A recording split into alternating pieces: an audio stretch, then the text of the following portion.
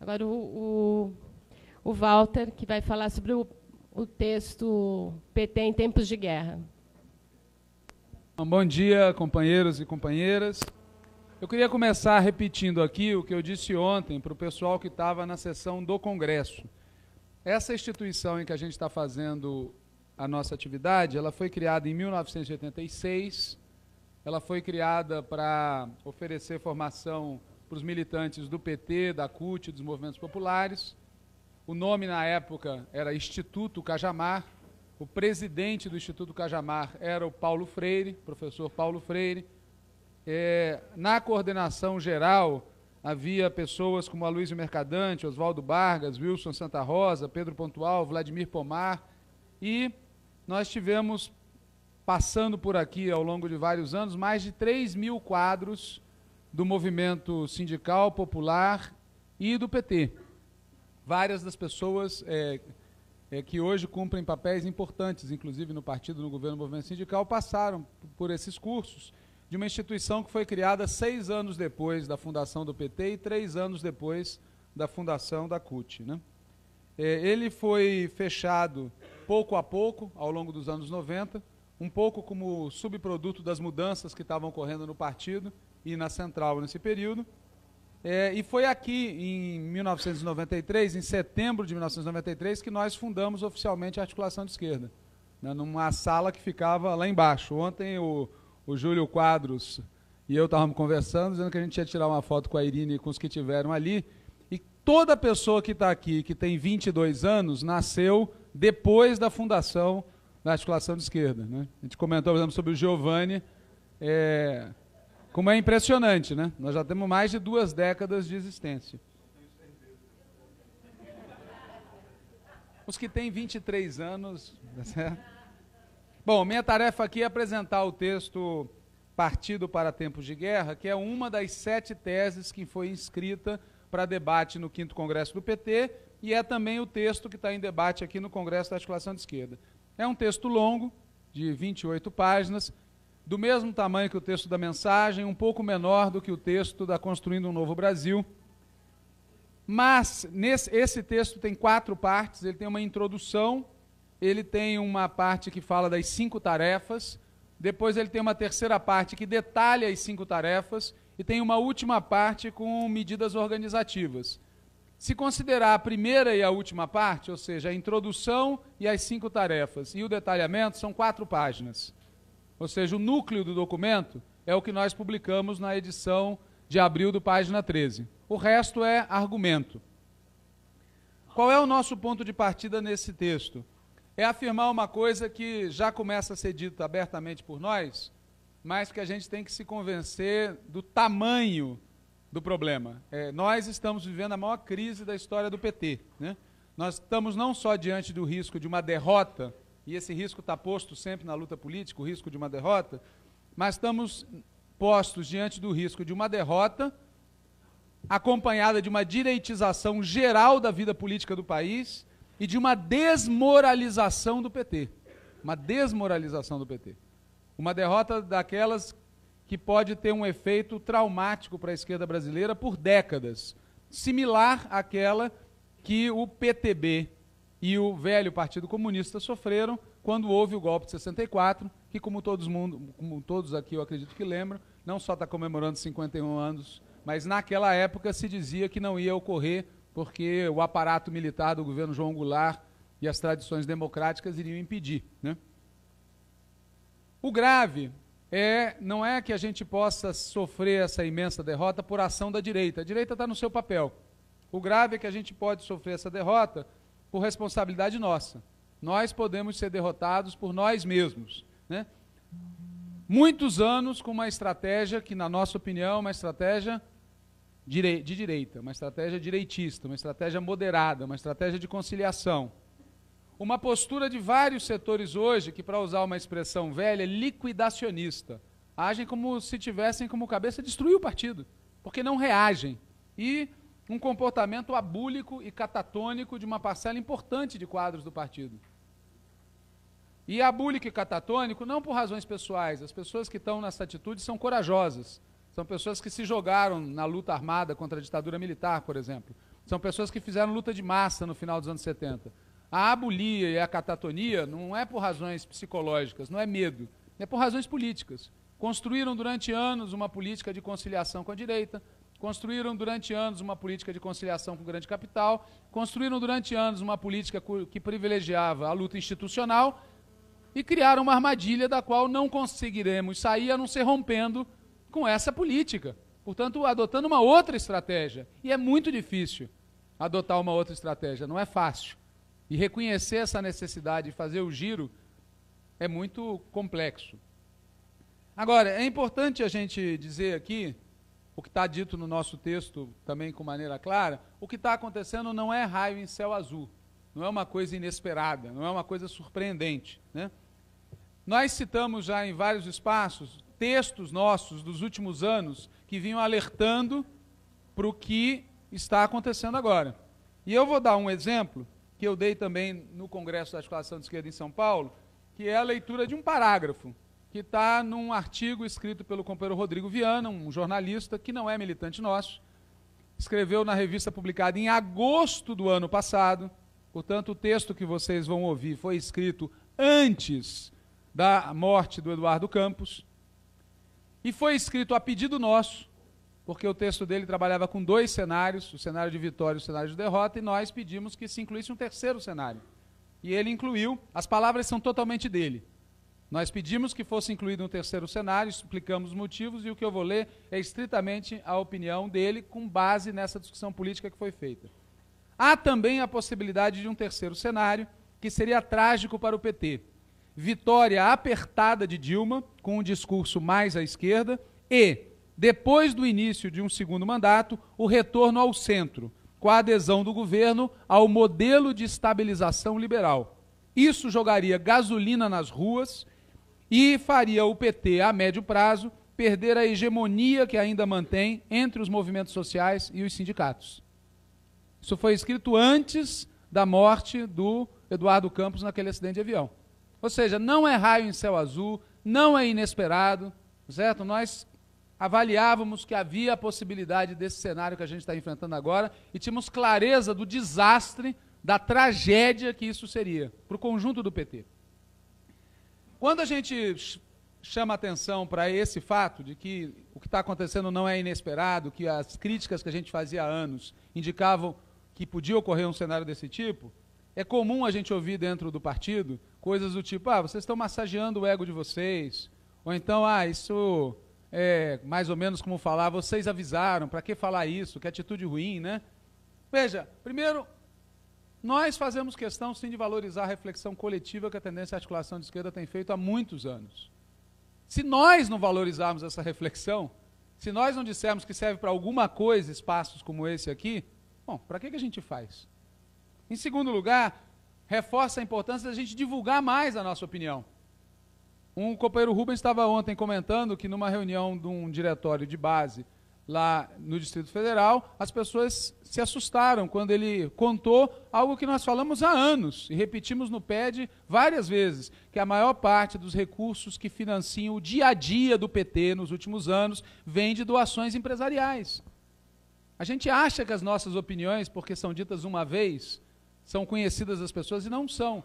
Tem centenas de milhares de quadros do partido que estão se dando conta agora do grau de dependência do PT em relação ao financiamento empresarial, não apenas para campanhas eleitorais, 8 minutos. mas para pagar os nossos gastos cotidianos.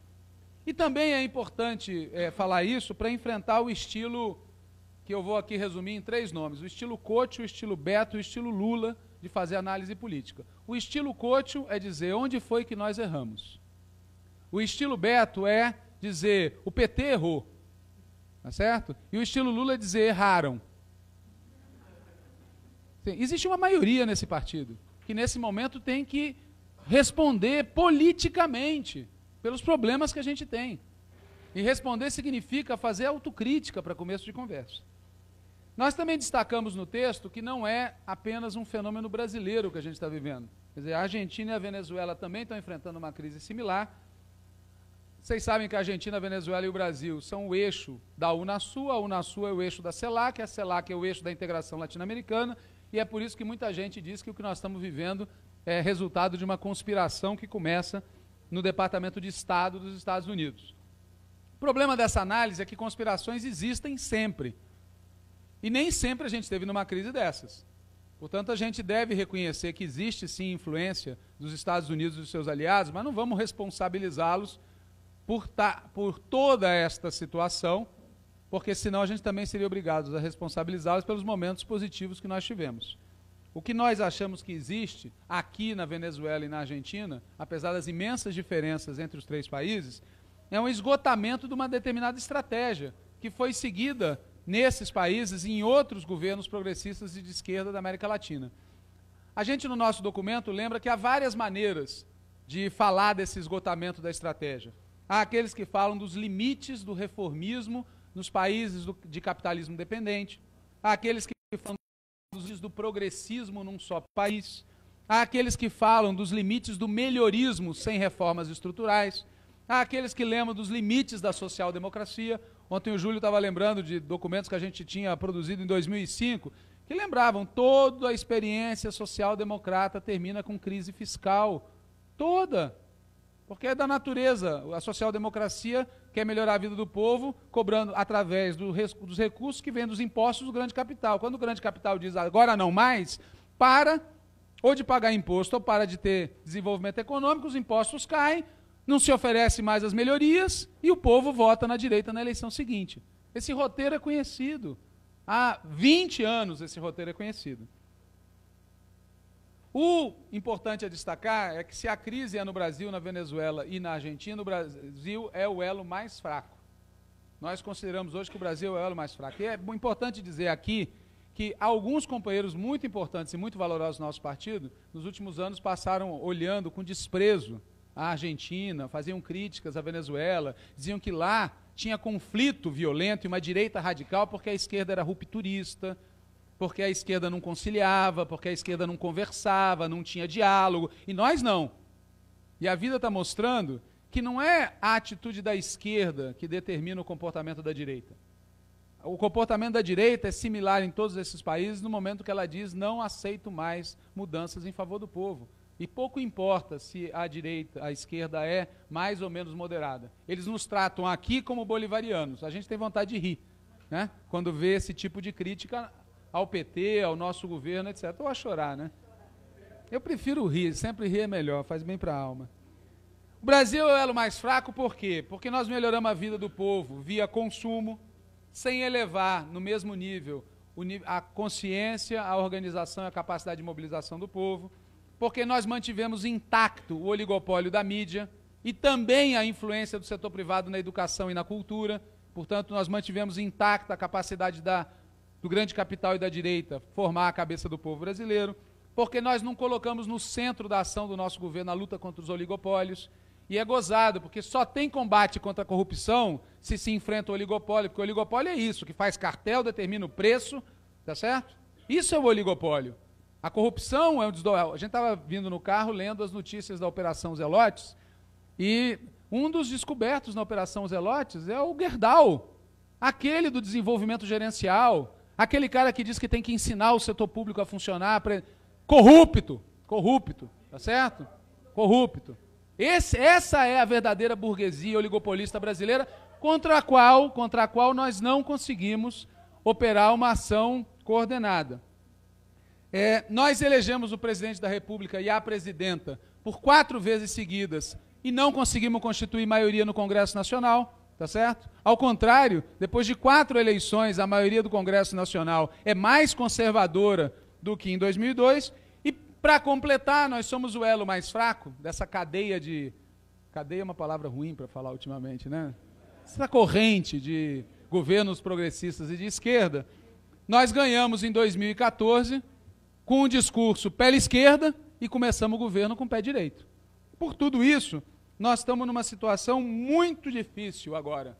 Muito mais difícil do que em 2003. E aí eu queria fazer um parênteses, que há companheiros que atribuem as dificuldades atuais à presidenta Dilma.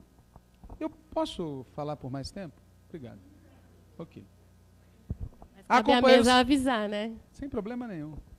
Há companheiros e companheiras que atribuem as responsabilidades da situação que a gente está vivendo à companheira Dilma. E, aliás, cresce a violência sexista contra ela nesse ambiente.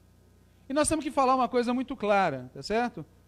Seria muito mais fácil ter aplicado uma política diferente desde 2003. É muito mais difícil aplicar agora. Portanto, não vale o raciocínio que desobriga, retira a responsabilidade daqueles que em 2003, numa situação política muito melhor do que a atual, poderiam ter começado a implementar uma política diferente. Agora, se estivéssemos nós na presidência da República, seria muito mais difícil do que 2003. Mesmo que a gente tivesse ganho a eleição, nós, com a nossa política, com as nossas candidaturas, 100%, tá certo? Que o companheiro Pedro Pomar fosse ministro da comunicação, tá certo? Ok? Já que ele está tão entusiasmado aqui. E a Damasce na fazenda, né? Como foi dito ontem. Mesmo que fosse isso, seria muito difícil. Era muito mais fácil ter feito isso em 2003. Claro que nós não compartilhamos do estilo. Claro que a gente deve dar à presidenta o que é responsabilidade da presidenta, mas a gente deve politizar a crítica. Politizar a crítica é dizer o seguinte: a companheira Dilma não é outra coisa senão mais uma filha da tradição nacional estatista no Brasil. E a tradição nacional estatista é a mudança de cima para baixo, é a mudança a partir do Estado, não a partir da luta social, da luta política e social, é a mudança a partir do Estado. Quem é a principal expressão da tradição nacional estatista no Brasil? O Vargas. Quem é outra expressão da tradição nacional estatista no Brasil? O João Goulart. E a tradição nacional estatista, quando o Estado perde capacidade de fazer mudança, entra em colapso. E aí tem duas saídas. A do Vargas, que foi o suicídio, e a do João Goulart, que é capitulação sem luta. Capitulação sem luta. Então não vamos achar que está acontecendo nada que não possa ser entendido pela política, pela análise política. A comparação com 2003 ela é particularmente absurda. Primeiro porque a linha de 2003 estava errada. Estava errada. Ela não resolveu a economia do país, aquela ideia de começar o governo fazendo a reforma da Previdência, etc. Dividiu o nosso lado, e ajudou a criar a situação que desembocou em 2004 e 2005. Vamos lembrar disso. Nós perdemos as eleições de 2004, nós perdemos a eleição do presidente da Câmara, e em 2005 começou a crise. Por quê? Porque nós tivemos 2 anos com aquela política do ministro da Fazenda, Palocci, e do presidente do Banco Central, Henrique Meirelles. Era a política hegemônica no governo. Deu em 2004, 2005. O Lula, do qual a gente recorda com felicidade, é aquele da inflexão que começou depois da crise de 2005. É aquele de 2006 em diante. É aquele do PAC. É outra coisa. Não é o de 2003. Agora, vamos ter claro, a diferença fundamental entre agora e 2003 é que é política. Em 2003 nós tínhamos gordura para queimar, tínhamos gordura para errar. Agora, qual é o tamanho da nossa gordura? É essa das eleições, ou era, né? Porque já está queimada. Uma pequena diferença. Nós ganhamos, como foi dito aqui pelo Rodrigo, nós ganhamos contra o movimento dominante. O movimento era para nós sermos derrotados. Foi graças à reação da esquerda político-social no país que nós não perdemos a eleição. Mas nós ganhamos na defensiva, nós ganhamos no susto, né? Por isso o Carlos Henrique Árabe, a quem eu não tive o imenso prazer de ouvir, mas já ouvi os relatos da fala dele, está errado quando acusa a CUT de economicismo, quando acusa a pauta da CUT de economicismo, quando acusa aqueles que questionam o que está acontecendo de economicismo. A nossa crítica é fundamentalmente política. Medidas que fazem a população pobre pagar o ajuste e dividem o nosso lado nesse momento são suicídio. Como disse o Rodrigo numa frase genial, é a mais nova tendência do PT, a tendência suicida. Tá certo? É uma medida suicida. E por razões políticas, porque não temos mais gordura para queimar. E é bom dizer que as medidas provisórias não são economia. As medidas provisórias são a expressão de um governo que está com torcicolo, um governo que só olha para um lado. E não é só na economia. Quando os nossos ministros vão à televisão, depois da manifestação do dia 15, eles só olham para um lado. Eles não foram para a televisão para falar da manifestação do dia 13, para se dirigir aos que foram às ruas do dia 13. Aliás, não queriam que fossem às ruas. Mas no dia 15 se dirigem para dizer que é uma manifestação, um deles para dizer que é uma manifestação democrática, né? Aliás, é bom dizer também, em respeito no sentido formal da palavra, em respeito ao companheiro Carlos Henrique Arbe, que nós acertamos nas duas críticas que fizemos na nossa tese ao PED, está por escrito, nas duas críticas que fizemos à tal teoria da Revolução Democrática. A gente dizia, primeiro, não corresponde ao que está acontecendo, e segundo, não é uma alternativa política do campo majoritário. A presença de companheiros com tradição de esquerda na composição do ministério atual, mais orientados por essa política da chamada Revolução Democrática, comprova isso. Não constitui uma alternativa, além de não constituir uma descrição realista do que está acontecendo. A nossa expectativa, já no primeiro governo da Dilma, era que o primeiro governo da Dilma fosse melhor do que o segundo governo do Lula. Nós imaginávamos que o nosso terceiro mandato presidencial ia ser melhor que o segundo, que a primeira Dilma ia ser melhor do que o segundo Lula. Nós sabemos que ela começou o governo em 2011 com um ajuste fiscal. Portanto, 2003, 2011, agora de novo. Depois ela tentou girar. A luta que foi travada no segundo ano de governo contra o capital financeiro foi uma luta que não foi valorizada adequadamente pelo conjunto do partido, mas foi uma tentativa de girar a política, mas sem sucesso. E o governo inteiro, o primeiro mandato inteiro da companheira Dilma foi marcado por um conflito de dois caminhos. Um caminho pode ser expresso por essa batalha contra o capital financeiro e pela lei da partilha. O outro caminho pode ser simbolizado pelas concessões e pelas desonerações. São os dois caminhos. E o governo zigue-zagueou entre essas duas políticas. Onde é que não teve dois caminhos? Na economia teve, não teve na política. Na política não teve dois caminhos. Na política prevaleceu o tempo todo uma postura passiva no tema da reforma política, uma postura passiva no tema da lei da mídia democrática, uma postura passiva no enfrentamento da centro-direita. Em 2013, naquele discurso famoso que ela fez, parecia que ia ter um giro, mas se esvaziou depois. Em 2014, no segundo turno, parecia que ia ter um giro, mas se esvaziou depois. E o balanço que a gente pode fazer, não só do mandato dela, mas do mandato também do companheiro Lula, primeiro e segundo mandato, é que nós deixamos as alavancas de poder nas mãos dos que sempre tiveram.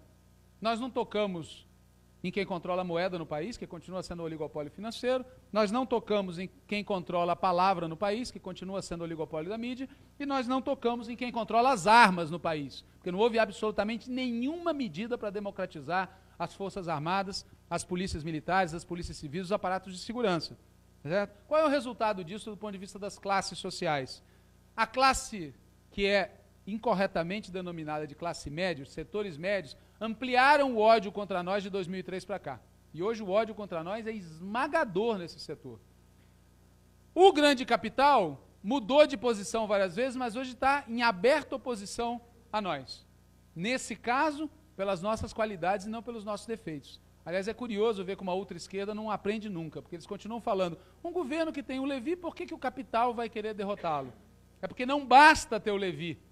Não basta. Esse é o problema. Isso a ultra-esquerda parece... A ultra-esquerda, sim, tem uma visão economicista do que está acontecendo. Eles não se dão conta de que não basta o Levi, tem que limpar, tá certo? A raça inteira, como diria aquele cidadão lá de Santa Catarina.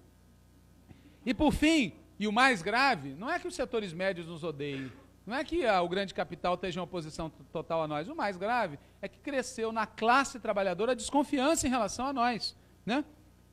Nesse sentido, inclusive, é impressionante, de novo, que a companheira Dilma insista tanto naquele discurso de queremos fazer um país de classe média. Só dá para entender isso por ela ser da tradição nacional estatista, que acha que está acima das classes, como a classe média acha, tá certo? Está acima.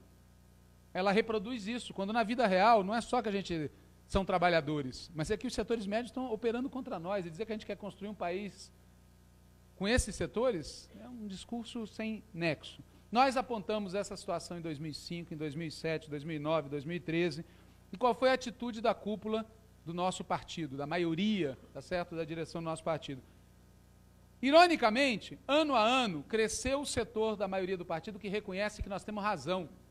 Se vocês perguntarem, está sendo gravado e não vejo problema nenhum em falar, se vocês perguntarem para o companheiro Rui Falcão se ele tem acordo com o que acabou de ser dito aqui desde o início, ele vai ter uma grande dose de acordo. Grande dose de acordo. Cresceu nos setores majoritários o entendimento de que nós tínhamos razão, em grande parte do que a gente dizia. Agora, o que prevalece sempre? Adiar a solução. Como me disse várias vezes o companheiro Rui Falcão no pé não, vamos ganhar primeiro, depois a gente faz o giro. Realmente precisa fazer. Chegamos no limite, vamos ganhar primeiro. Né? Vamos adiar as medidas. E sempre quando tomam medidas imperfeitas, atrasadas e imperfeitas. Sempre pela metade, sempre inconsequentes. Por quê? Porque resistem a mudar de estratégia. Resistem a mudar a estratégia que tem a aliança com os partidos de centro, a aliança com o grande capital e a institucionalização como sendo a saída para tudo. Resistem a isso. O que faz a direita de outro lado? A direita de outro lado não tem essas dúvidas existenciais. A direita faz combinação de formas de luta. Estão se preparando para nos impor uma derrota em 2016 e 2018, estimulam a sabotagem a partir de dentro, usando o PMDB como instrumento principal, usando é boa vontade, né? A direita / PMDB de dentro faz sabotagem, fazem o mesmo a partir de fora, uma oposição duríssima, trabalham para impor o programa deles a nós, e o Levi é a expressão disso. Nós ganhamos a eleição e o Levi aplica o programa que o Armínio Fraga estaria aplicando. Trabalham para desmoralizar o PT, e esse talvez seja o elemento mais doloroso na política deles, a desmoralização, tá certo? Adotaram, desde 2013, a luta de massas, como a gente dizia, a direita também disputa as ruas. As ruas não são mais patrimônio nosso. Aliás, hoje, a direita ocupou as ruas. Motivo pelo qual nós ontem, desde aquele momento, isso era essencial garantir o dia 13. A CUT fez muito bem em garantir o dia 13. Porque nós não podemos entregar as ruas para a direita, nós temos que disputar as ruas com a direita. E incluíram na sua pauta o impeachment. Né? Quais são os cenários para a direita? É importante a gente ter claro isso. O cenário A deles é impeachment já. Tem um setor da direita, um setor que a gente tem chamado de setor venezuelano da direita, que quer o impeachment já. Qual é o problema do impeachment já? É que impeachment já é eleição, nova eleição. Por isso, o impeachment já tem que ser acompanhado por prisão para grande parte dos dirigentes do PT, inviabilizar o PT, impedir a esquerda de ter candidato nas eleições antecipadas. Esse é o problema. Entendam, a política do impeachment já tem que ser acompanhada por interditar Luiz Inácio Lula da Silva e o conjunto do PT. Tem que entender, a gente tem que entender qual é a decorrência prática disso. Não é só uma medida institucional. Plano B, nos impor uma derrota em 2016 para legitimar democraticamente e, em seguida, impeachment com o vice-presidente da República assumindo, que é o sonho dourado, tá certo, de muita gente. Porque aí não tem novas eleições. Não tem novas eleições. Nós vamos ter a posse do vice-presidente. Momento que eu espero nunca aconteça, porque aqueles que conhecem o Michel Temer, tá certo, tem muito que se preocupar com essa possibilidade. E o terceiro cenário é nos impor uma derrota em 2018. O nosso, evidentemente, é impedir que eles consigam fazer isso agora, manter os nossos espaços em 2016 e ganhar mais uma vez em 2018. E nós temos que trabalhar com essa meta. Para isso, é muito importante a gente ter claro contra o que a gente está batalhando. O ministro José Eduardo Cardoso, ex-secretário-geral nacional do Partido dos Trabalhadores e ex-candidato a presidente nacional do PT pela chapa Mensagem ao Partido, é bom lembrar os títulos todos, tá certo? E outras figuras importantes estão dizendo que dia 15 foi expressão democrática. Não foi. E não, veja, não é que não foi porque defendeu o impeachment. Nós defendemos o impeachment do Fernando Henrique. É legítimo defender o impeachment do presidente. Esse não é o problema. É legítimo pôr o povo na rua para questionar. Esse não é o problema. O problema é apologia do golpe militar e propaganda clara para colocar na ilegalidade um partido político legítimo e registrado. Esse é o problema. E é impressionante que o nosso ministro da Justiça, o nosso ministro da Defesa, não tomem nenhuma medida para cumprir a Constituição em defesa da democracia. Quantos militares da reserva deram depoimentos falando claramente em golpe? Dezenas. A lei manda que essa gente deva ir para a cadeia, em defesa do que a Constituição diz. E não se faz nada. Quando eu digo é um governo com torcicolo, é isso. não se faz nada contra essa gente, se acha que isso é democrático. Isso não é democrático. Eu ouvi de um companheiro, que eu não vou repetir aqui o nome, um companheiro de boa fé, numa entrevista na CBN muito boa, dizendo: essa é a diferença entre os democratas e os não democratas. Os não democratas nunca aceitariam uma passeata pela democracia. Os democratas aceitam. Essa, na minha opinião, é a diferença entre os trouxas e os não trouxas. Os democratas defendem a democracia usando os instrumentos que a lei dá, inclusive mandar prender e processar quem faz apologia ao golpe militar, especialmente num país como o nosso, especialmente com uma presidenta que passou o que passou e que sabe pela experiência pessoal do que nós estamos falando. Por isso eu tenho vergonha, sinceramente, eu vou falar aqui, eu tenho vergonha da atitude do ministro José Eduardo Cardoso e de outros que se comportam como ele. Essas pessoas envergonham a tradição democrática. Essas pessoas não sabem a diferença entre revolução democrática e contra-revolução. Não aprenderam isso. Por que cresce a direita venezuelana? A gente tem que ter claro isso também. Porque tem um impasse estrutural no país. Para nós, a democracia que a gente tem, institucional, é insuficiente, porque a gente ganhou 4 eleições presidenciais e não tem maioria no Congresso para fazer as reformas estruturais. E para eles, também é insuficiente, porque eles ganharam no Congresso e perderam 4 eleições presidenciais. Os 2 principais setores do país não estão satisfeitos com a qualidade da democracia. Nós somos democratas e o que nós pedimos? Participação popular, Assembleia Constituinte, reforma política, democratização dos meios de comunicação. O que eles pedem? Judicialização da política, reforma política conservadora e repressão aos movimentos sociais. Então, esse é um impasse político de fundo. E é nesse sentido, inclusive, que a gente deve entender a crescente violência contra os pobres, contra os negros, contra os jovens nas periferias. Para usar uma expressão carnavalesca, que não é adequada ao tema, mas que todo mundo vai entender, é um esquenta. É um esquenta. Tem setores do aparato de Estado e da direita que estão fazendo um esquenta, estão fazendo um ensaio, estão dizendo claro, pelo exemplo com que estão tratando hoje a juventude pobre e negra da periferia, qual é o plano que tem em termos de país. Qual é o plano que tem em termos de país. E 54 e 64 também ocorreram por conta de impasses estruturais. O que fazer diante disso? Nós propomos, basicamente, as 5 medidas que estão na parte inicial do texto. Primeiro, reocupar as ruas. Nós temos que barrar a ofensiva da direita. Se a gente não barrar agora, nas próximas semanas, se daqui até o dia 1º de maio a gente não colocar multidões mobilizadas nas ruas, que deixem claro para a direita que vai haver resistência, portanto não vai ser um passeio, independente do que a Dilma faça ou deixe de fazer, não vai ser um passeio se tentarem interromper a democracia no país. Se nós não conseguimos fazer isso nas próximas semanas, tá certo? Se nós não barrarmos a ofensiva da direita nas próximas semanas, não tem tempo hábil para fazer o restante. Então essa é a primeira ideia. E colocar a gente na rua em defesa da classe trabalhadora, não é em defesa do governo. E não é na defesa abstrata da democracia. É em defesa das conquistas sociais, é em defesa dos direitos sociais. Isso para nós é muito importante dizer, porque se a gente transformar esse movimento nosso num movimento abstratamente em defesa da democracia ou um movimento em defesa do governo, nós não vamos conseguir dar a esse movimento a força e a musculatura que a gente precisa. Em segundo lugar, construir uma frente democrática e popular.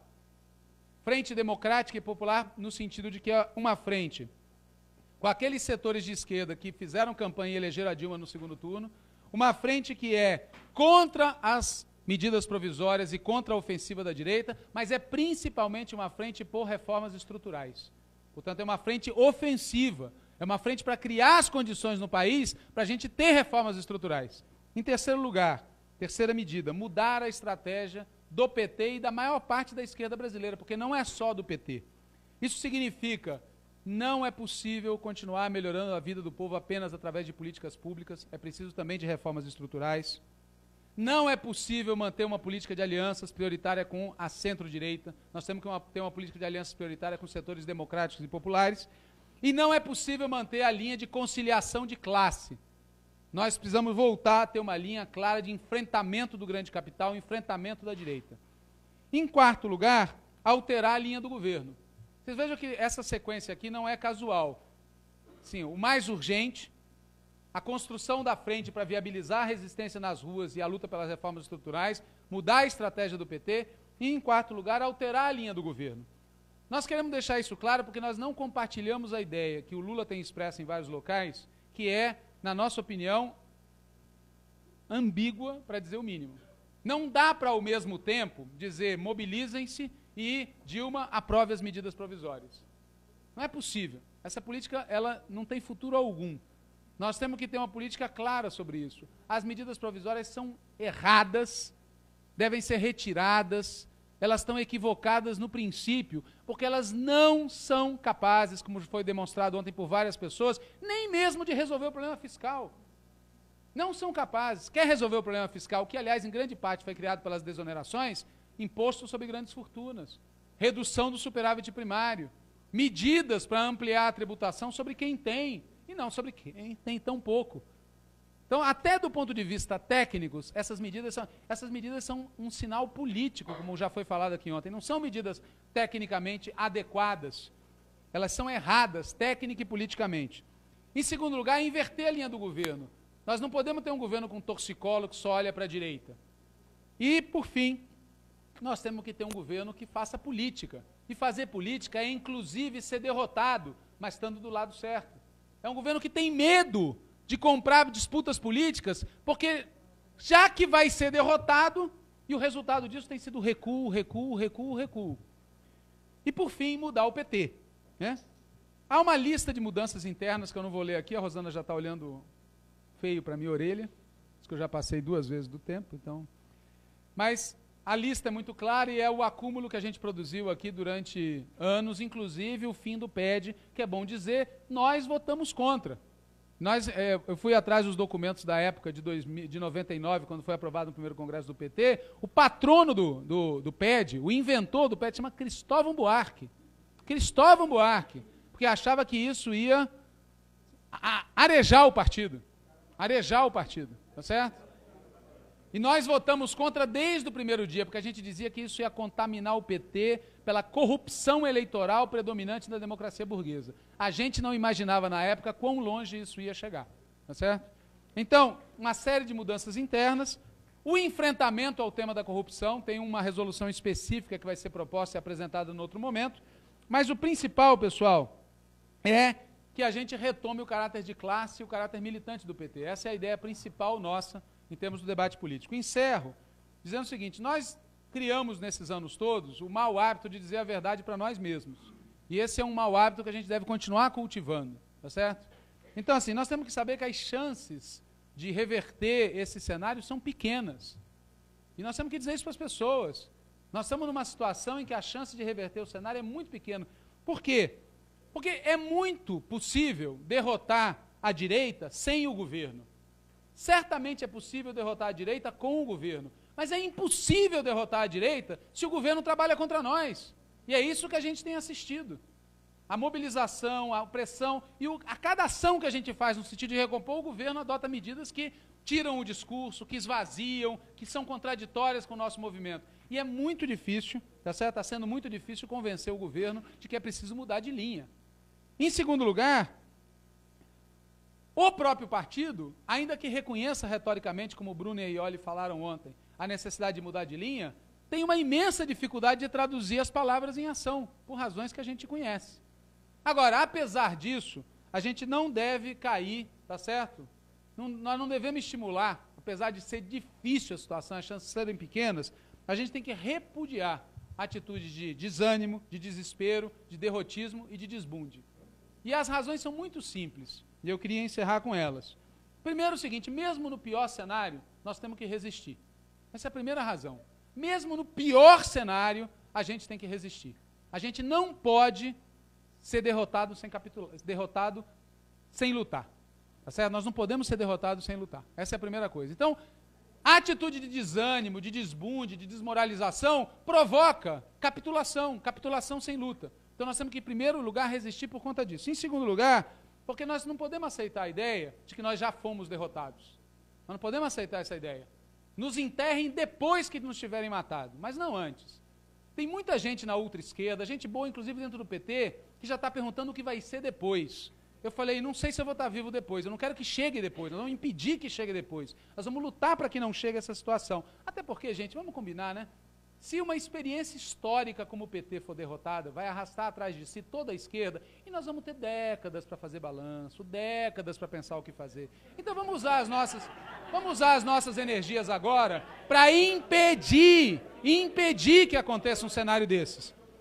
E o terceiro argumento, e com isso eu encerro, é que todos nós aqui, nesse espaço aqui mesmo no Instituto Cajamar, quantas vezes vocês e outros, e nós todos fizemos aqueles cursos em que a gente estuda aquelas experiências históricas em que situações aparentemente desesperadoras, tá certo? Sofre uma reviravolta pela força política, pela luta política, pela insistência, né? Quem já não ouviu nos cursos, né?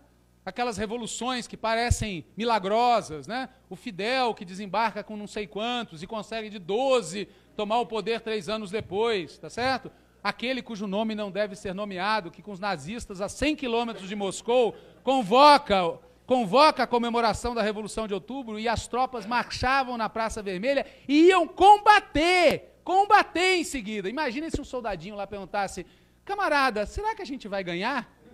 Não, porque é isso, nós não estamos na situação de admitir entre nós esse tipo de pergunta, porque nós não temos alternativa boa. As pessoas gostam de repetir, muitos aqui às vezes já devem ter ouvido aquelas palavras de ordem legais, né?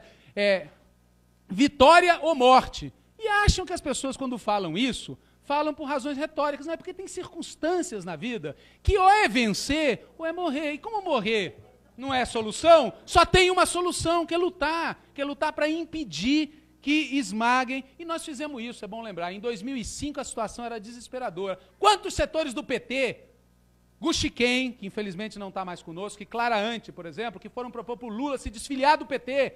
Quem não conhece essa história? Tão desesperados estavam. E nós estamos aqui. Em 2014, quantas pessoas entraram em parafuso depois que descobriram que a Marina tinha chance de ganhar a eleição, e nós vencemos a eleição? Então nós não podemos aceitar, tá certo? Essa atitude de capitular, de desistir de uma batalha, de se dar por derrotado antes da hora. A CUT fez muito bem em manter no dia 13 e esse tem que ser o espírito que nos guia. Obrigado.